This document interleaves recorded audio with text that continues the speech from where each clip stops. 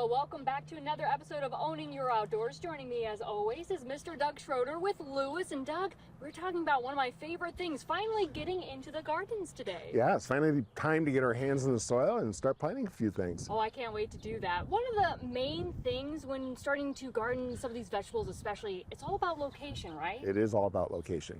You want an area that gets plenty of sun. All vegetables like sun, and they need at least 6 to 8 hours of sunshine a day. Oh, yeah. A water source nearby is always important, but you also want a location that doesn't retain water. It needs some drainage. You don't want to be holding a lot of water in that area. The last thing is having rich soil. So I always recommend amending your soil. My preferred amendment is just using some manure. It's organic and it mixes well in the soil. You'll have a lot better luck with your garden. Okay, very cool. And you know, my family does a lot of gardening. I've been gardening my whole life. We got some cherry tomatoes right here. By the way, that is my favorite thing to garden. And for maybe some people that are just starting out, would you recommend a big garden or just I would not. Start small. If you're a first-time gardener, pick a location small, get a good experience. I've met so many people that tried to plant a garden. They were gung-ho, planted a large garden, and realized they couldn't keep up with it. So pick a location that's small, start out. Also look at your needs. How much vegetables do you really need? Are you going to be canning? Well, then a little larger garden. Smaller is just for your table, whatever you're going to consume for meals. Yeah, and I can kind of attest to that. You know, my family always had that 30, maybe upwards of 40 tomato plants. It's a lot of work with this. So definitely if you're just starting out, start on the smaller side. Then you can always grow it in the next coming years, right? Right, exactly. Get a good experience and then build on that. And how do you kind of go about picking what you want to plant? The way I tell people is, okay, for instance, tomatoes taste better out of the garden, I feel. Oh, yeah. So I go a lot on taste. If it tastes the same in a grocery store, then maybe I won't plant as much of that. Herbs are expensive, so I recommend planting herbs. It's nice to be able to go right out to your garden and get what you need to be cooking that evening. So herbs are a good one. Look at your family's needs. Your family has likes and dislikes, and go from there. Yeah, and along with that, not all vegetables should be kind of planted at the same time in the same way. I heard you had a couple of charts that can kind of We help have us some out. charts, yes.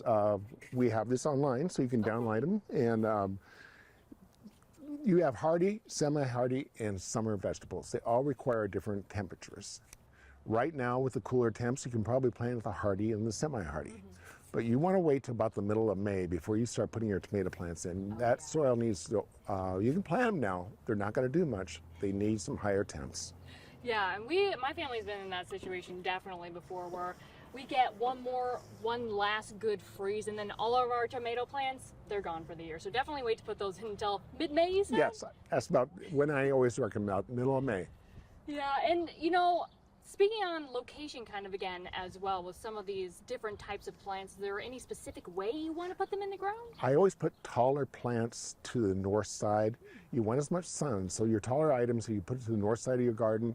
If you have a little bit of shade in your garden, plant your hardy items. They like it a little bit cooler, so they'll probably prosper in that area of the garden. Okay, very interesting. Good to know with that. And of course, you want to give them plenty of time to mature with those growing degree days. Plenty of time. And also, another chart, Lexi, we have is on spacing of plants. So I have all the information on how much space you should give each vegetable and a little guideline for planting your garden. Yeah, I suppose you don't want them all bunched up together. Got to give them plenty of room, right? Airflow. If you don't give a garden airflow, it's going to fail. And also, extra space. Okay. You got to look at when that plant is mature. Tomatoes take a lot of room once they're mature. Oh, yeah. So give them plenty of space so you have room to walk through and do the picking and harvesting of your garden. Very good.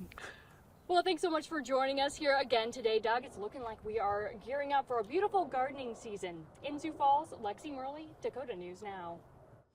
And a reminder for you, check out your screen on any of these streaming platforms. You can download the Dakota News Now app and you can watch this episode and any previous episodes of Owning Your Outdoors anytime that you want. Stick with us. We'll be back after the break.